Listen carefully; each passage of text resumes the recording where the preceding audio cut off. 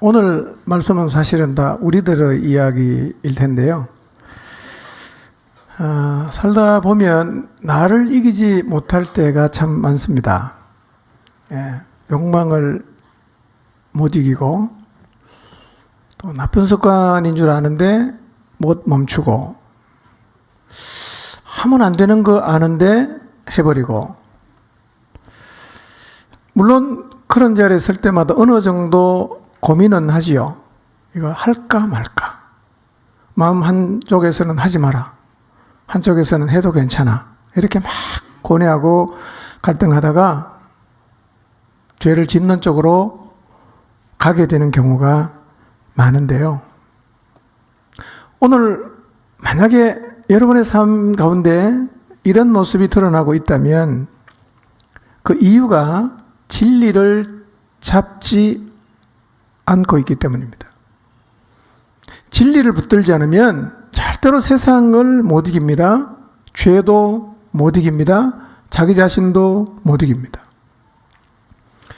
그런데 진리를 잡는다는 것을 다만 진리의 내용을 아는 것으로 이해를 하면 진리를 잡아도 나를 못 이긴다는 결론을 갖게 되어 있어요. 이 결론은 틀린 결론입니다. 그것은 해석이 잘못됐죠. 진리를 잡는다는 의미가 진리의 내용을 들어서 안다는 의미가 아니라는 거예요. 진리를 잡았다는 얘기는 진리가 내 인생의 목표가 되어 있다는 것을 의미하는 것입니다. 진리가 목표가 되고 그것을 추구하며 가는 사람은 갈등의 상황을 이길 수 있습니다. 그리고 많은 경우는 갈등을 안 하게 되어 있습니다. 그냥 가는 거예요. 우리가 그리스도인임에도 불구하고 이 땅에 사는 동안에 진리를 놓치게 될 때가 있는데, 진리를 놓치게 되는 순간 우리 인생의 목표는 부끄럽게도 거짓으로 바뀌어버립니다. 그때부터는 거짓을 잡으려고 자기 인생을 던지게 되어 있습니다. 그리스도인은 진리가 인생의 목표인 사람들입니다. 진리가 인생의 목표가 된다는 의미를 낮 시간에 말씀을 드렸습니다. 혹시 아무리 그래도 그렇게 사는 게 가능한가? 누가 그렇게 살았어? 라는 반문을 하실 분이 계실 것 같아서 제가 성경에서 그런 사례를 잠깐 좀 소개하는 게 좋을 것 같습니다. 정말 그렇게 살았던 사람이 있었는가? 있었습니다. 진리를 믿는 사람의 삶의 목표는 보이지 않는 것을 잡는 것이어야 된다고 말씀을 드렸는데, 그러면 보이지 않는 것을 추구하고 보이지 않는 것을 잡는 것이 인생의 목표였던 사람이 과연 성경에 있었는가? 많지는 않았지만 있었습니다. 히브리서 11장 7절입니다. 제가 영상 자, 같이 읽읍시다. 시작. 경고하심을 받아 경외함으로 방주를 준비하여 그 집을 구원하였으니 이로 말미암아 세상을 정죄하고 믿음을 따르는 의의 상속자가 되었느니라.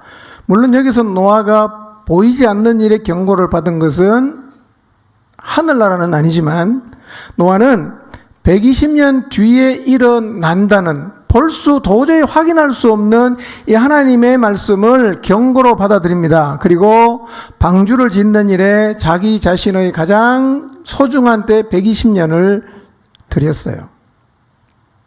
히브리서 11장 3절을 보겠습니다. 읽습니다. 시작.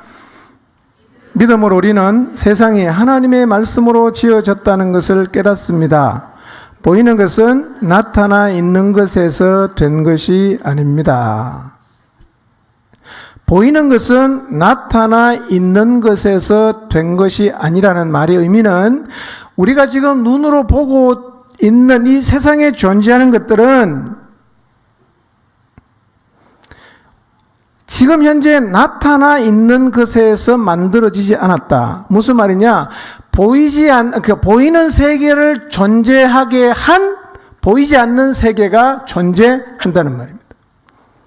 보이는 세계는 이미 존재하는 사람이 만든 게 아니라 보이지 않는 세계에서 보이는 세계를 만들었다는 거예요. 그러니 지금도 보이지 않는 세계는 존재를 하고 있습니다. 그래서 진리를 믿는 사람은 그 보이지 않는 것을 잡는 것이 목표인 사람이에요. 사실은 히브리서 11장 전체의 내용을 보면 모두가 다 그들은 믿음의 사람이었는데 보이지 않는 것이 인생의 목적이 되었던 사람들입니다. 두 번째로 진리를 믿는 사람의 삶의 목표는 죽음 저편이어야 한다고 말씀을 드렸는데요. 자, 히브리서 11장 35절을 보겠습니다. 읽습니다. 안 떴네요. 시작.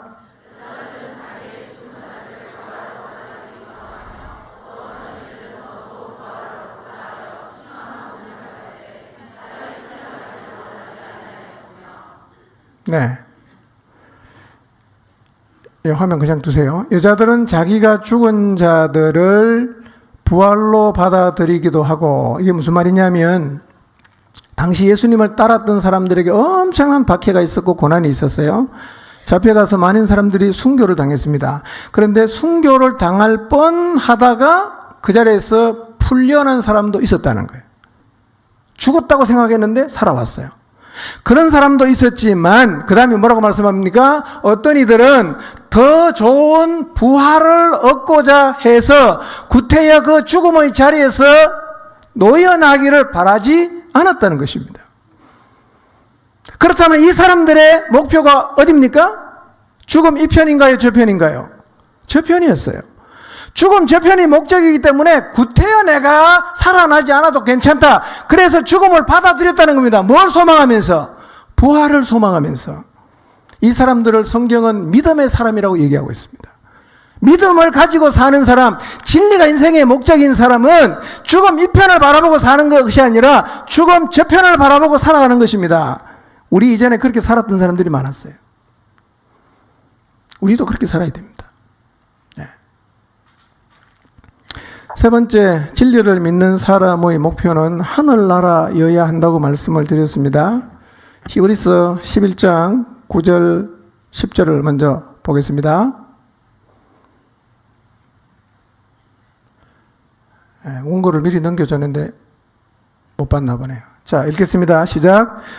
믿음으로 그가 이방의 땅에 거하는 것 같이 약속의 땅에 거류하여 동일한 약속을 유업으로 함께 받은 이삭 및 야곱과 더불어 장막에 거하였으니 이는 그가 하나님이 계획하시고 성을 바랐음이라 그랬어요. 자, 여기서 아브라함은요 뭘 바랐어요? 10절에 하나님이 계획하시고 지으실 터가 있는 성을 바랐다는 거예요. 그래서 그 성을 바라면서 아브라함은 어떻게 살았냐면 세상은 나그네로 살았습니다. 일전에 제가 구약 성경을 공부하면서 아브라함이 살았을 그 당시에 갈대아 우르가 얼마나 문화적으로 번성했던가 몇 개 그림을 보여드렸습니다. 기억하실 분이 계실지 모르겠습니다. 굉장히 잘 살았어요. 우리 현대 시대만큼은 아니지만 예, 우리나라로 비교하면 진짜 깜짝 놀랄 정도로 문명화된 나라입니다. 예. 아브라함이 거기서 살았던 사람이에요. 근데 하나님이 불러서 왔는데 가나안 땅이 어떤 땅이냐? 아무것도 없습니다. 아무것도 없는 땅이에요. 그래서 하나님이 지으실 그 성을 바라보면서 아브라함이 어떻게 살았느냐? 나그네처럼 살았어요. 나그네처럼. 거류민처럼 살았다 그랬습니다. 자, 그 다음 읽어봅시다. 13절부터 13절에서 16절까지 읽겠습니다. 시작. 이 사람들은 다 믿음을 따라 죽었으며 약속을 받지 못하였으되 그것들을 멀리서 보고 환영하며 또 땅에서는 외국인과 나그네임을 증언하였으니 그들이 이같이 말하는 것은 자기들이 본향 찾는 자임을 나타냄이라. 그들이 나온 바 본향을 생각하였더라면 돌아갈 기회가 있었으려니와 그들이 이제 더 나은 본향을 사모하니 곧 하늘에 있는 것이라. 이러므로 하나님이 그들의 하나님이라 일컬음 받으심을 부끄러워하지 아니하시고 그들을 위하여 한 성을 예비하셨느니라. 예. 14절을 보세요. 그들이 같이 말하는 것은 자기들이 본향 찾는 자임을 나타내는데 15절 그들이 나온 바 본향을 생각하였더라면 돌아갈 기회가 있었다. 예를 들어서 아브라함이 갈대우르로 다시 돌아가려고 마음먹으면 언제든지 돌아갈 수가 있었어요. 근데 16절을 보세요. 그들이 사모한 본향은 땅에 있는 자기가 옛날 살던 본향이 아니었어요. 어떤 본향을 사모했습니까? 더 나은 본향을 사모했는데 그 본향은 어디 있었다고요? 하늘에 있었던 거예요. 하늘. 그러니까 믿음의 사람들은 목표가 어디였어요? 하늘나라였습니다. 주님과 함께 가서 영원히 살게 될 그 나라가 믿음의 사람들이 가졌던 최종 목표였다는 것입니다. 그들의 본향은 하늘에 있는 겁니다. 우리가 사모하는 본향도 어디에 있어야 되겠어요? 하늘에 있어야 됩니다. 이 사람이 진리를 믿는 사람이에요. 이 사람이 진리를 붙잡고 있는 사람이에요. 우리가 아무리 진리를 많이 안다고 해도 실제로 붙잡는 것이 하늘나라가 아니라 세상 나라라고 하면 나는 지금 진리를 안 잡고 있는 거예요. 진리를 잡았다는 말은 안다는 말이 아닙니다. 아는 것은요, 머리 좋으면 다 외웁니다. 소용없어요. 믿음으로 잡아야 됩니다. 그리고 그것이 인생의 목표가 되어야 됩니다. 그게 믿음으로 산다는 말이에요.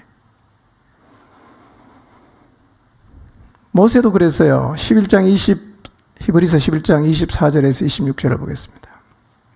읽을까요? 시작. 믿음으로 모세는 어른이 되었을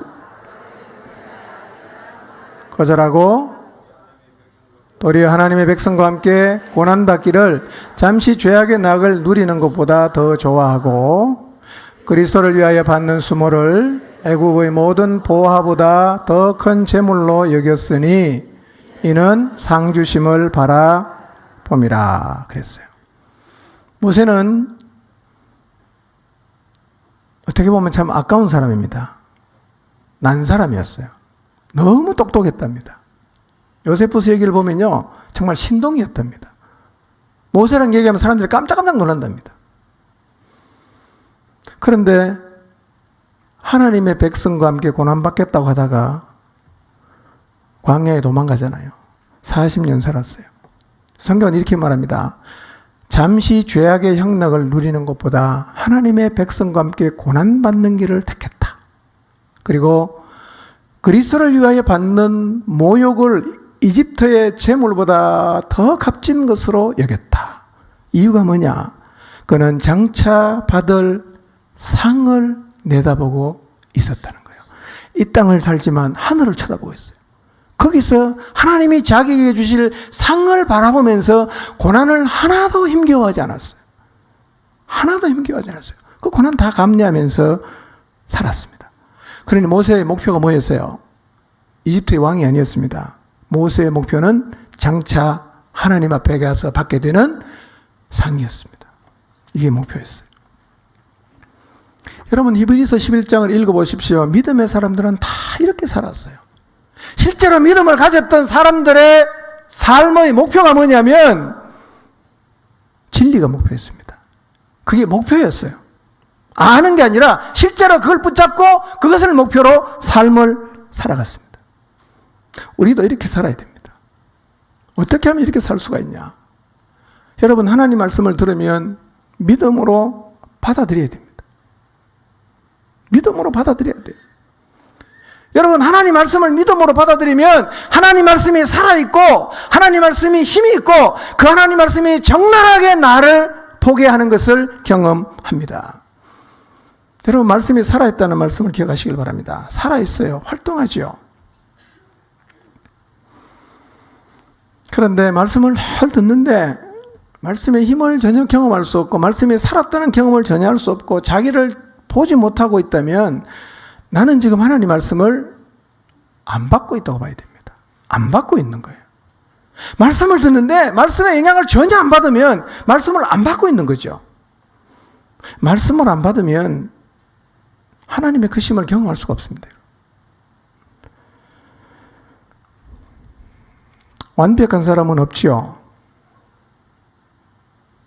어떤 인간이라도 하나님 말씀을 받으면 자기를 봅니다. 옆에 사람이 말합니다. 야, 당신은 내가 보니까 진짜 흠잡을 데가 없다. 너무나 훌륭한 그리스도인이다. 라고 말을 해도 말씀 앞에서 말씀을 받아들이는 사람은 자기를 계속 보는 거예요. 자기 얼마나 약한지, 얼마나 마음이 바르지 않은지, 내면 얼마나 이기심이 많은지, 교정해야 될 부분이 얼마나 많은지 말씀 앞에서 늘 보이니까. 그래서 말씀 앞에 서는 사람은요 겸손하단 말이에요. 큰 소리 안 칩니다. 너무 많이 보이거든요. 여러분, 하나님을 모셨었던 서랍이 6개 날개 중에 4개로 자기를 가렸던 거 기억나십니까? 말씀 앞에 가까이 가면 갈수록 내 내면에 더러운 죄가 계속 보이기 때문에요. 그분의 말씀 앞에 서는 사람은 절대로 교만하지 않습니다. 겸손해요, 사람. 그런데 말씀을 들어도 믿음으로 받아들이지 않는 사람은요, 자기를 못 봅니다. 주변 사람이 다 힘들어요. 자기는 하나도 문제가 없다고 주장합니다. 도무지 자기를 못 보는 거예요. 이기적이고 너무나 게을르고 부정적이고 교만하고 분노하고 다 보이는데요, 자기만 못 보는 거예요. 자기만 괜찮대요. 자기가 정의롭대요. 왜 그런지 아십니까? 하나님의 말씀을 마음으로 안 받으니까 그 삐뚤어진 내면은 전혀 교정이 안 되고 자기 세계 속에 갇혀서 착각하면서 사는 것입니다. 여러분, 그렇기 때문에 늘 하나님의 앞에 와서 말씀을 들으면서도 나는 완벽하다, 나는 아무런 문제가 없다라고 생각이 드신다면 말씀 앞에 마음을 열고 서셔서 말씀이 나를 꿰뚫어 보게 하시기를 바랍니다. 그래야 내 인생이 변하는 거예요. 주로 제가 보니까요, 문제가 많은 사람일수록 자기가 문제 없다고 합니다. 그래도 희망은 있어요. 우리의 내면을 꿰뚫어 보게 하시는 말씀이 우리 앞에 있잖아. 마음을 열고 받아보십시오. 내가 보입니다. 내가 얼마나 못된지, 얼마나 교만한지, 얼마나 이기적인지 보입니다. 근데 다 보이는데 자기만 못 본다. 안타까운 일 아닙니까? 주변 사람 얼마나 괴롭겠어요. 말씀 앞에 마음을 열고 보시기를 바랍니다. 내 존재를 정확하게 보십시오. 근데요, 어떤 사람도 하나님 앞에 서면 회개할 게 너무 많아. 너무 많아요. 예. 이게 보여야 주님 앞에 가서 무릎 꿇고 회개하고, 남들은 다 훌륭하다고 하지만 나는 내가 훌륭하지 않은 걸 알아. 겸손한 거예요. 예. 예수님을 제대로 믿으면 사람이 겸손합니다.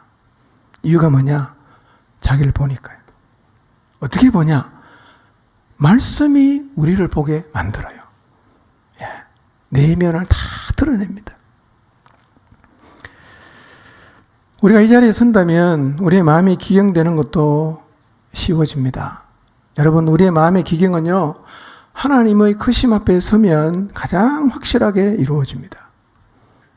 여러분 모두 하나님의 크심 앞에 서게 되시기를 바랍니다. 어떻게 설 수 있냐? 하나님의 그 크심 앞에 내가 어떻게 설 수 있나? 3가지인데 2가지 말씀드렸어요. 마지막 3번째는 사실은 우리가 제일 경험하기 힘들어요. 이사야 같은 경우, 사도 요한 같은 경우, 그런 경험은 사실은 하기 힘들어요. 그러나 제가 지금 말씀드린 2가지는 우리가 경험할 수 있어요. 첫째는 뭡니까? 순종이에요. 순종. 하나님의 크심은 순종할 때 경험이 되는 것입니다. 여러분, 하나님이 가지신 수는요, 우리하고는 이 차원이 다르거든요. 바둑도요, 고수하고 하수가 있는데 고수가 두는 바둑은 하수가 보면 이해가 안 돼요. 저래 되면 안 되는데. 근데 고수는 15수에서 20수를 봅니다. 근데 하수는 딱 많이 봐도 2수밖에 못 봐. 그 2수를 보는 사람하고 20수를 보는 사람하고 바둑을 두면요, 하수가 고수를 이해 못 해. 근데 고수는 하수를 다 알아. 자, 그러면 하나님의 바둑 실력은 몇 수 정도 내다볼까요? 하나님의 바둑 실력. 작게 말하죠. 한 15,000수는 봅니다. 아무리 인생 고수라도 하나님의 수는요, 이해를 못합니다. 인생을 내다보시는 하나님의 수준 비교할 수 없어요. 그래서 하나님의 크심은 어떻게 경험하냐? 순종으로만 경험할 수 있어요. 우리는 하나님의 수는 헤아릴 수가 없습니다. 아무리 머리 좋아도 하나님의 수는 헤아릴 수 없어요. 그냥 받아들이고 이유는 모르지만 말씀에 의지해서 하겠습니다. 이게 우리가 할 수 있는 최선입니다. 그런 자세가 필요한 거예요. 근데 우리가 순종 못하는 이유가 2가지 있다고 그랬죠. 첫째 뭡니까? 몸이 힘들다는 이유 때문에. 몸이 힘들다. 예. 두 번째는 뭐라고요? 그렇죠. 쉽게 말하면 해봐도 소용없다고 생각하는 거예요. 그거 다 해봤잖아 옛날에. 그거 해봐도 소용없어. 이래서 우리가 순종이 안 되거든요. 기억하십시오. 베드로는 밤새도록 그물을 던져 고기를 한 마리도 못 잡았지만 또 그물을 던졌어요. 또 던졌어요. 그래서 베드로는요 하나님의 크심을 경험했습니다. 순종하려면 두 가지를 극복해야 됩니다. 몸이 힘든 거 극복해야 돼요. 두 번째로는 내 생각과 상식을 뛰어넘어야 됩니다. 예. 나는 사실은 아는 게 별로 없다는 것을 늘 잊지 마시기를 바랍니다. 그래서 하여튼요 그냥 순종해 보십시오. 그냥 성경 공부합시다. 그냥 해보세요. 성경 좀 가르치십시오. 그냥 가르쳐 보세요. 권면해야 됩니다. 그냥 해보세요. 성경 필수합시다. 그냥 하세요. 기도합시다. 그냥 하세요. 저는 그냥 합니다. 자, 하나님이 마음 주시면요 이유 없이 그냥 합니다. 그냥. 근데 이유 없이 그냥 했을 때 나빴던 결과는 한 번도 없었어요. 하나님 말씀하시면 그냥 순종하시기 바랍니다. 이런 태도가 너무너무 필요해요. 그래야 우리가 하나님을 경험합니다. 여러분 두 수나 세 수밖에 못 보는 사람이 15,000수를 내다보는 하나님한테 자꾸 옳다 그러다 이렇게 말하지 마시고 하나님이 말씀을 통해서 하라고 하면 일단 해보십시오. 그래야 하나님 말씀이 진짜 옳다는 것을 가슴 저미게 경험할 수 있어요. 예. 뭐가 하나님을 경험하는데 최선이 됩니까? 순종입니다. 순종하시기 바랍니다. 아멘? 예, 순종하시기 바랍니다. 두 번째 하나님 경험하려면 어떻게 해야 된다고요? 간절함 그리고 믿음을 가지고 하나님께 나가시면 돼요. 12회를 혈루증으로 앓았던 여인 기억하십시오. 하나님께 죽을 힘을 다해서 한번 나가보십시오. 사람들이 뭐라고 말하든지 간에 사람들의 반응에 위축되지 말고 하나님께로 한번 나가보십시오. 우리가 이렇게 하나님 앞에 나가서 하나님을 경험을 못하면 우리의 왜곡된 마음은 절대로 기경이 안 돼요. 그 마음 그대로 평생 가는 거예요. 사실은 제가 이 설교를 시작한 이유가 있습니다. 그게 뭐냐면 우리 안에서 신앙생활을 시작할 때부터 지금까지 마음이 그대로인 사람이 있어요. 똑같아. 하나도 변하지 않아. 그래 안 변하는 사람은 죽을 때까지 안 변합니다. 언젠가 우리 죽을 것이고 주님 앞에 갈 건데 그렇게 살다 가면 안 되잖아. 하나님 말씀 앞에 반응이 있어야지. 순종을 해봐야지. 어떻게 우리 마음이 바뀌냐? 여러분 내 경험과 상식으로 똘똘 뭉쳐서 하나님이 말씀하셔도 이걸 자꾸 주장하는 마음이 바뀌어야 되는데 바뀔 수 있는 방법이 뭐냐면 역으로 하나님 말씀을 순종하고 하나님에게로 나가는 거예요. 나가서 하나님을 한번 경험해 보십시오. 그러면요 마음이 확 뒤집어집니다. 확 뒤집어져요. 저는 우리 모두가 이 자리에 서게 되기를 바랍니다. 자주 서보세요. 점점 우리 마음속에 있는 돌이나 가시가 자꾸 없어져서요. 이 하나님 앞에 많이 서본 사람은 진짜 다릅니다. 진짜 달라요. 한 번도 안 서본 사람하고 몇 번 서본 사람하고 자주 서는 사람은요. 대화를 하고 살아보면 완전히 표시가 나요. 꼭 기억하십시오. 살아계시는 하나님의 크심 앞에 서보지 않고 우리 마음은 안 바뀝니다. 절대로 안 바뀝니다. 희망이 뭔가? 하나님의 크심 앞에 서는 겁니다. 자꾸 복잡하게 생각하지 마시고 그냥 하나님 말씀하시면 한번 순종해 보시길 바랍니다. 그래서 내 경험이 틀렸구나, 내 상식이 틀렸구나, 내 생각이 틀렸구나 하는 것을 하나님 앞에서 내가 확인해야 돼요. 그래서 이런 경험은 다 있어야 되고 이 자리는 다 하셔야 됩니다. 내가 진짜 죄인이구나. 내가 정말 나쁜 놈이구나. 내가 정말 교만한 사람이구나. 그냥 하나님 앞에 털썩 주저앉아서 무릎을 꿇는 경험 해봐야 됩니다. 그래야 우리의 삶이 변화될 수 있습니다. 여러분 모두가 이 자리에 꼭 서게 되시기를 바랍니다. 이제 무슨 말씀하시든지 한번 순종해 보시기를 바랍니다. 하나님을 사모하는 마음으로 죽을 각오를 하고 주님을 붙잡기 위해서 주님 앞으로 나가보시기를 바랍니다. 그래서 놀라우신 하나님을 경험해서 생각과 가치가 완전히 바뀌어서 새 사람이 되는 은혜를 여러분 모두가 경험하게 되시기를 바랍니다. 기도하겠습니다.